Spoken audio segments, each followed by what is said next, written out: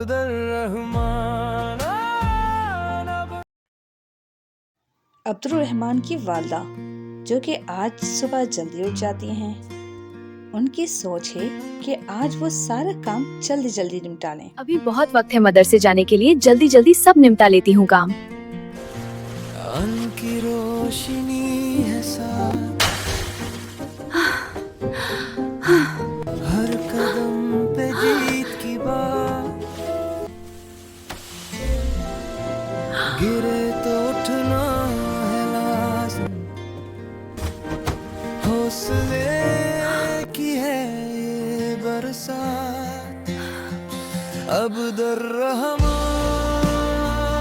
اب در رحمان، حوصلہ جس کا پہچان، آندھی ہو یا طوفان، رہتا ہے سیدھا انسان۔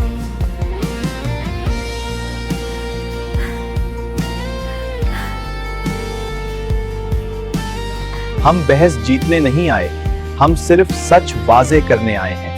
صرف 2 گھنٹے، نہ کوئی شور، نہ زبردستی۔ کچھ سوالوں کے جواب مل گئے اور کچھ دل جاگ گئے۔ God exists in the world. The existence of God is evident to us from everything around us. We ourselves are God's creation.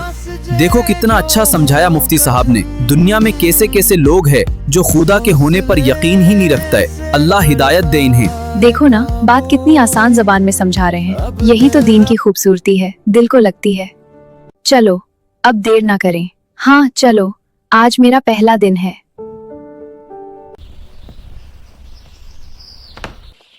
سورہ نساء میں صرف عورتوں کے حقوق نہیں بلکہ کمزور لوگوں کا حق مارنا سختی سے منع ہے۔ قرآن کا مفہوم ہے، اللہ تعالیٰ فرماتا ہے، یتیموں کا مال ظلم سے کھانا دراصل اپنے پیٹ میں آگ بھرنے کے مترادف ہے۔ اکثر لوگ کیا سمجھتے ہیں؟ زیادہ تر لوگ سمجھتے ہیں کہ یہ حکم صرف یتیم بچوں کے لیے ہے۔ اصل بات جو کم لوگ جانتے ہیں، اس حکم میں ہر وہ شخص شامل ہے جو کسی کمزور کا حق دبا رہا ہے۔ بیوہ، عورت، کم عقل یا نادان شخص، غریب رشتہ دار، وہ جو اپنا حق مانگنے کی ہمت نہ رکھتا ہو۔ کتنا زبردست سمجھایا آج، مزہ آ گیا۔ ویسے چلو مارکیٹ چلتے ہیں، کیا خیال ہے؟ مارکیٹ میں مزہ آئے گا، تھوڑی شاپنگ واپنگ بھی ہو جائے گی۔ چلو ٹھیک ہے۔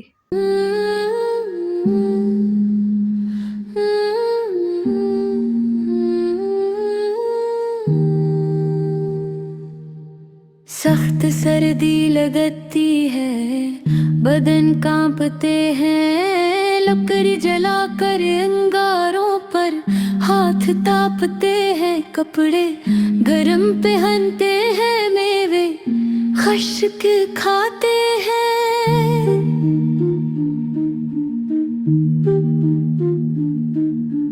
ٹوپ سویٹر کوٹ جیکٹ پہننے کو ہم لاتے ہیں، چہرے پر خشکی آتی ہے، ہونٹ خشک ہو جاتے ہیں، گول کریم اور ویزلین لگانے کو ہم لاتے ہیں، ہاتھ منہ دھونے کو پانی گرم کرتے ہیں، رضائی لحاف کمبل اور کر سو جاتے ہیں۔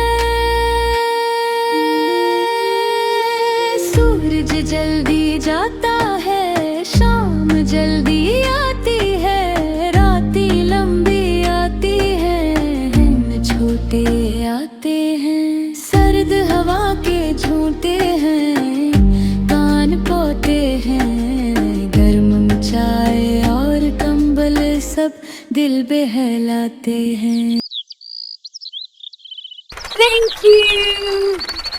بہت ہی اچھا گایا آپ نے، ہاں شکریہ بہت اچھی شکریہ نظم محترمہ آپ تھی۔ کا، شکریہ بہت بہت۔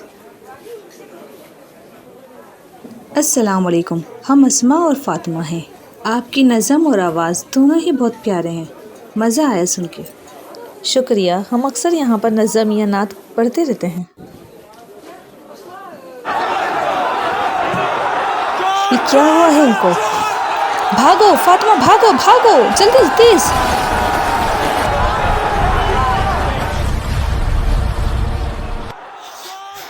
नहीं कि मैंने झूठ चोरी मत बोलो, नहीं किया मत मैंने बोलो चोरी। झूठ। इल्जाम है ये, इल्जाम है मुझ पर। मैंने चोरी नहीं की। मैं गरीब कहाँ जरूर गई हूँ, आखिर मेरी पर चोर नहीं। कहाँ गई?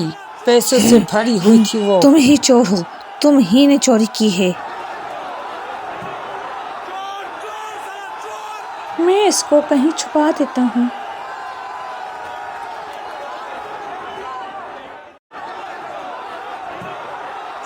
मैं हराम का एक लुकमा भी नहीं खाता। समझो मेरी बात को, ये झूठ है, इल्जाम है मुझ पर। मेरा पैसों से भरा बैग तुमने ही उठाया है, वापस करो। नहीं कि मैंने चोरी नहीं की है, मैंने चोरी, इल्जाम है ये। रुक जाइए, क्या कर रहे हैं आप लोग? प्लीज रुक जाइए। रुक जाओ, बस खामोश।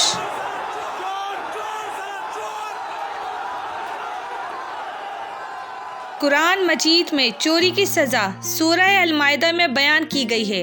चोर मर्द और चोर औरत दोनों के हाथ काट दो, उनके किए का बदला और अल्लाह की तरफ से इबरत की सजा है, और अल्लाह जबरदस्त हिकमत वाला है। लेकिन ये बात बहुत अहम है कि ये सजा हर छोटी चोरी पर फौरन नाफिज नहीं होती। इस्लामी शरीयत में सख्त शराइत हैं। मसलन चोरी किया गया माल एक मुकर्रर हद निसाब से कम ना हो, माल महफूज जगह से चुराया गया हो, चोर मजबूरी, भूख या जबर में ना हो, जुर्म साफ गवाहों या एतराफ से साबित हो, इस्लामी अदालती निज़ाम मौजूद हो। इसी के साथ अल्लाह ताला ने तौबा का दरवाज़ा भी खुला रखा है।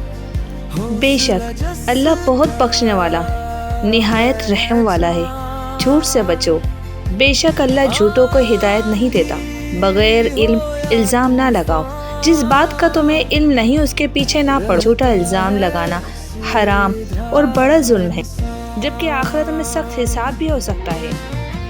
इस्लाम में मजलूम पर जुल्म करना निहायत संगीन गुनाह है। कुरान और हदीस में इस पर सख्त वईद आई है, और मजलूम को अल्लाह के खास कर्ब और मदद की खुशखबरी दी गई है। सूरह नहल आयत 90। नबी करीम सल्लल्लाहु अलैहि वसल्लम का फरमान हदीस है, मजलूम की बद्दुआ से डरो, क्योंकि उसके और अल्लाह के दरमियान कोई पर्दा नहीं होता। बुखारी मुस्लिम। आपने जिस थैली की बात की वो मैंने एक बच्चे के पास देखी है। ये रहा वो बच्चा।